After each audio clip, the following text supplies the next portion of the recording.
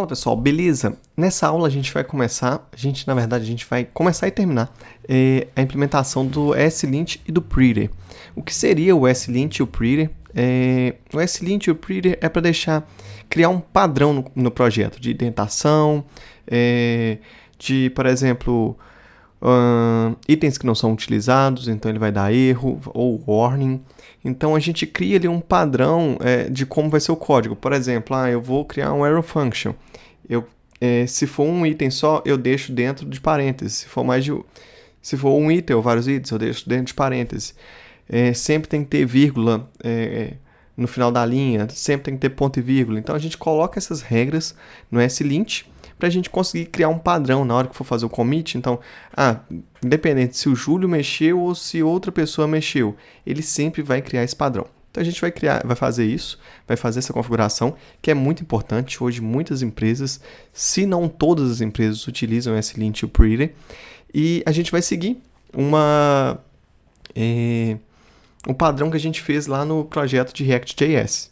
Se você quiser, pode procurar aí o nosso curso de React.js, que lá também a gente vai fazer essas configurações. Inclusive, a gente vai copiar algumas coisas de lá, para a gente não ter que ficar quebrando a cabeça buscando essas informações na internet. Então, beleza? Primeira coisa aqui, a gente vai instalar o Pretty e o ESLint aqui no nosso projeto. Então, eu já tenho todos o código aqui, vou deixar no comentário do vídeo esse código, que aí vocês vão conseguir acessar. Então, beleza, aqui eu vou instalar, lembrando que eu estou dando npm install save dev, então só vou salvar isso aqui em dev, ou seja, na hora que ele for gerar o build, ele não vai gerar essas informações.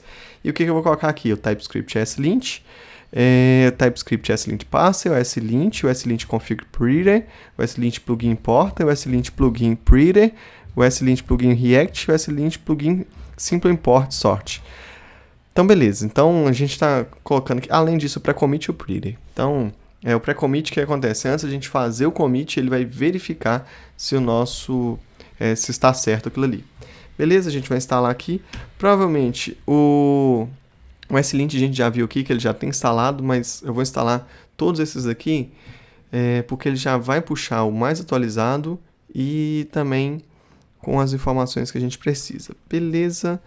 Olha, um detalhe aqui, nosso projeto estava usando o Yarn e a gente usou o npm aqui.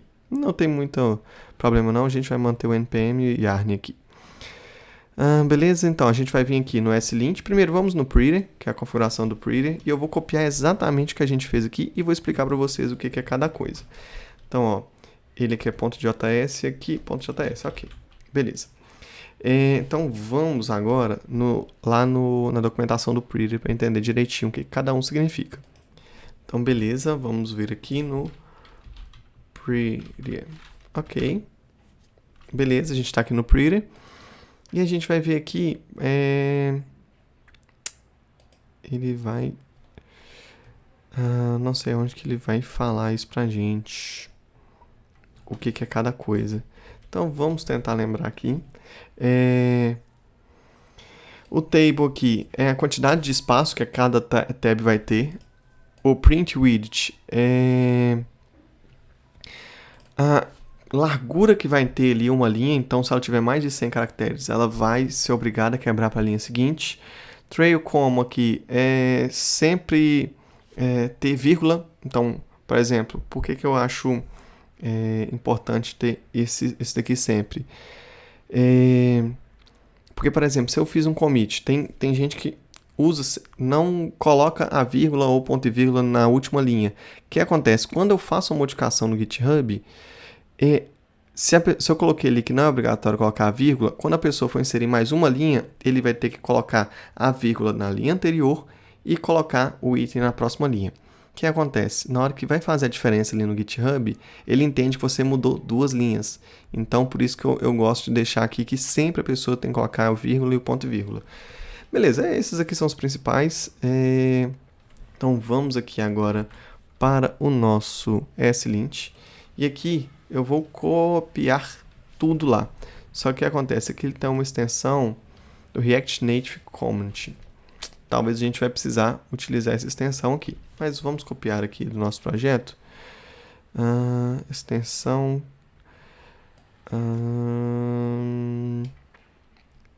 olha aqui, ó, ele usa todas essas extensões aqui. Talvez a gente vai ter que usar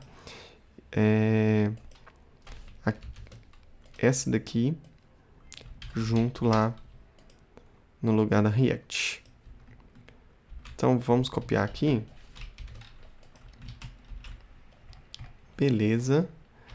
Ó, aqui ele já tinha identificado um erro aqui, porque no nosso pretty a gente coloca espaço e no deles, no slint deles a gente não coloca espaço, ó.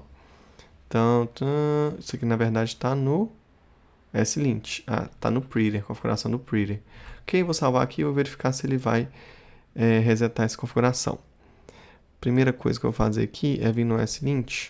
Vou dar um disable nele, mandar um reload, que às vezes ele fica com essas informações salvas. E agora eu vou voltar aqui no meu slint. Lembrando, gente, que isso aqui é uma extensão. O slint aqui é uma extensão, só você buscar aqui nas extensões aqui que ele vai trazer essa extensão para você. Beleza? Acho que tá com muito zoom. Deixa eu tirar pelo menos um zoom aqui. Ótimo. Deixa eu verificar agora se ele configurou. Olha, agora ele já tá dando um erro aqui falando que agora tá com problema. Então antes estava com problema porque estava configurado no anterior. Agora tá com problema porque eu coloquei a configuração nova. Beleza? Agora deu certo aqui. Vamos no app aqui e verificar o que tá dando errado, ó. Ele faltou espaço. Assim que eu salvo, ele já configura. Júlio, estou salvando aqui e ele não está configurando. Por quê? Eu tenho uma configuração aqui, só vocês derem, tiver no Mac Command P, no Windows eu acho que é Ctrl P. Ctrl P vai aparecer essa item aqui para eu buscar. Eu vou colocar o sinal de maior e pesquisar aqui, ó, Open User Settings JSON. Então aqui eu tenho algumas configurações e aqui que eu tenho essa configuração aqui, ó, source.fixall.slint true. Então, ou seja, sempre que eu for salvar, eu coloco essa informação aqui. Ele vai salvar automaticamente, tirando os erros. Deixa eu tirar isso aqui, que vocês vão visualizar. Aqui, ó. Se eu apertar um monte de Enter aqui, ele vai dar aqui falando que tem erro, porque eu tenho quebra de linhas necessário. Se eu salvar, ele não modificou. Olha aqui, ó. Se você visualizar aqui, eu salvei e ele não modificou. Se eu colocar essa informação aqui e salvar, agora, quando eu vier aqui e salvar de novo, ele já configura para mim. Eu acho que isso é uma facilidade que aumenta bastante, porque você está digitando aqui, fez alguma coisa, já salva, ele já configura para você certinho, então eu já acho que fica bem melhor. Então, beleza, eu acho que a configuração... Ó, vamos aqui no slint para a gente entender tudo aqui. O root que já estava, o parse aqui, que é o que vai converter o nosso TypeScript. Então, a gente precisa fazer esse parse aqui para fazer a conversão. Parse Options, a gente está usando o ECMAScript 2022, ele é do tipo módulo. E beleza, settings aqui, a versão do React, import resolve. Isso aqui é quando for para importar, a partir do SRC, as extensões JS, JSX, TS, TSX, ok. Environment para browser, AMD, Node, ok, tudo certo. As extensões são as extensões que a gente salvou ali. Então, isso daqui já... O que são essas extensões? Algumas configurações já pré-definidas. Então, ele já utiliza essas configurações para facilitar um pouquinho a nossa vida, para a gente não ter que colocar item por item. Aqui embaixo, a gente colocou alguns itens.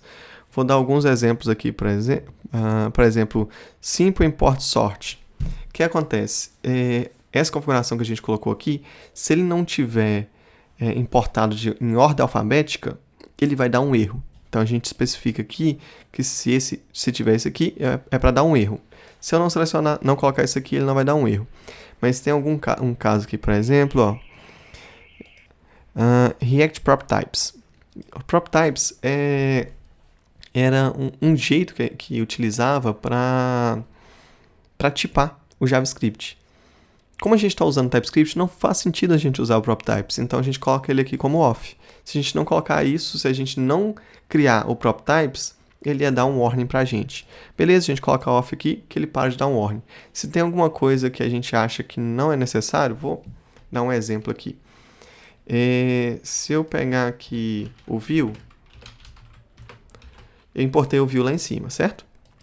Então, tirei aqui. Olha aqui, ó, ele está me dando um erro que o view está sendo usado, está sendo importado, mas não está sendo usado. Então ele me deu um erro aqui. Eu poderia simplesmente colocar esse erro aqui, ó. Poderia dar um disable aqui, que ele vai desabilitar na linha, ou então eu poderia pegar isso daqui e colocar na minha configuração do SLint. Deixa eu colocar aqui. Colocaria na configuração do SLint aqui como off. Ou seja, eu não quero que ele considere esse erro mais. Então, ó, deixa eu tirar aqui. Agora ele não dá aquele erro mais. Então, tem como a gente configurar. Então, é por isso que a gente já pega algumas configurações básicas aqui, que vem dessas extensões, que ele já coloca aí muita coisa que pra gente já simplifica um pouquinho. Além disso, ele pega alguns plugins, que é o Simple Import Sort, que é o para fazer a ordenação alfabética dos imports nosso. O Pretty, que é o que... O Pretty, ele trabalha bastante com indentação, então, que nem a gente fez as configurações dele ali. E aqui, o que acontece? O SLint é uma coisa, o Pretty é outra coisa. Então, tem que falar com o SLint. O que acontece? O SLint é o que indica um erro. Aqui, eu não salvei. Beleza, eu vou voltar a dar o erro aqui. O SLint indica o erro. O Pretty, ele não tem erro. O Pretty, ele é uma organização do código. Mas o que eu falo aqui? Eu falo que, ó, a partir de agora, se você vê algum erro do Pretty, algum erro que o Pretty tenha que... Não um erro, alguma coisa que o Pretty tenha que atuar, você considere isso como um erro. Então, a partir daí, mesmo se a pessoa não tiver aqui, eu tenho aqui uma extensão do Pretty que na hora que salva... Ó, na verdade, eu nem tenho.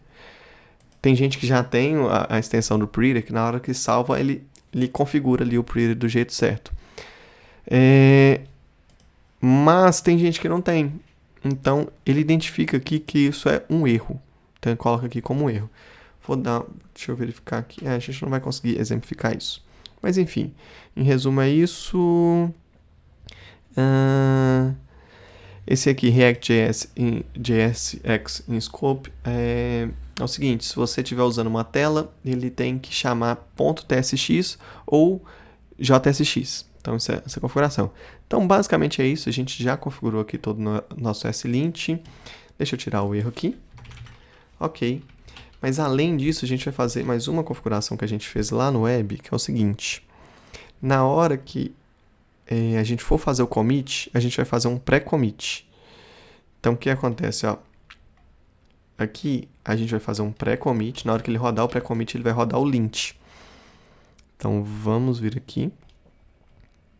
Então, ó, além do jest, eu quero aqui um pré-commit. Então, o pré-commit ele vai rodar o lint. Júlio, o que seria esse lint? No momento aqui, nada, porque a gente não configurou o lint ainda. Na verdade, a gente até tem aqui, ó, o lint. Ele roda o slint e faz toda a verificação. Só que a gente vai colocar as configurações aqui que a gente fez no web. E eu vou explicar aqui para vocês o que é cada um. Então, beleza. Deixa eu remover esse lint aqui. Ok. Então, ó, o lint fix, o que ele vai fazer? Ele vai rodar o slint em todo o meu projeto a partir da pasta src, que é essa pasta aqui. Ok. Olhando os arquivos de JSX, JS, TS, TSX, fixar e ignorar alguns paths, por exemplo, o git ignore. E o que eu falei com ele aqui? Eu não quero warning, porque existe algumas coisas, por exemplo, se eu colocar, não tenho certeza, gente, mas se eu colocar aqui, por exemplo, um x do tipo n, aqui, o n é um warning. Então, eu não quero deixar que faça um commit com warning. Júlio, mas desse jeito você não pode ter n de jeito nenhum.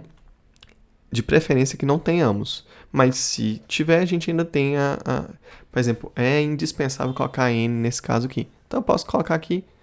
Beleza, a pessoa tem que ter pelo menos o trabalho de ir lá e colocar para desabilitar, para entender. Nesse caso aqui, eu preciso desabilitar o warning do n. Beleza, deixa eu remover tudo aqui. Ok. Perfeito, provavelmente nosso index aqui também vai quebrar. Deixa eu salvar. Olha aqui, ó, como que ele estava, gente. E ele estava cheio de erro. Por quê? Porque ele não está ordenado em ordem alfabética. Quando eu salvei, ele ordenou em ordem alfabética para mim, separou o que é import externo do Node Modules e o que é import dentro do meu projeto. Então, acho que fica bem organizado o nosso código. Vamos voltar aqui para o nosso package.json. Então aqui eu coloquei como 0 warnings, perfeito. Lint format, aqui ele roda o pretty, então ele configura o formato pelo pretty, beleza? E o lint aqui, o que ele faz? Ele roda o lint format e o lint fix. Então na hora que eu for fazer o pré-commit, ele vai rodar o lint para mim. O que seria o pré-commit? Antes de eu commitar, antes de eu gerar o meu commit, eu vou fazer aqui, ó, git status, git add ponto, e calma aí, primeiro eu vou colocar aqui um n aqui, ó, x, e ele é do tipo n.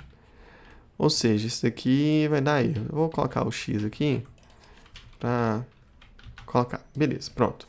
Então aqui a única coisa que eu tenho aqui é um warning do n aqui reclamando. Então o que acontece? Nesse caso, eu não deveria conseguir fazer o meu commit. Ó, git add ponto, git status, tá ali para fazer o commit, git commit -m, insert fit, insert slint. Então, na teoria, ó, ele vai rodar o nosso pré-commit, porque a gente instalou o pré-commit, por isso que demora um pouquinho mais. E na teoria aqui, era para ele dar erro pra gente, porque ó, ele demora um pouquinho, porque tem muitos arquivos para serem comitados, ele está verificando tudo.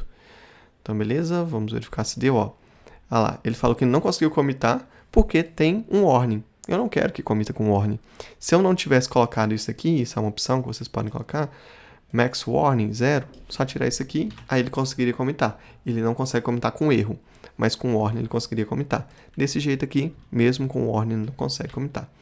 Beleza, vamos tirar aqui essa modificação que a gente colocou, que a gente agora consegue comitar os nossos dados. Git add, git status e o git commit fit insert slint.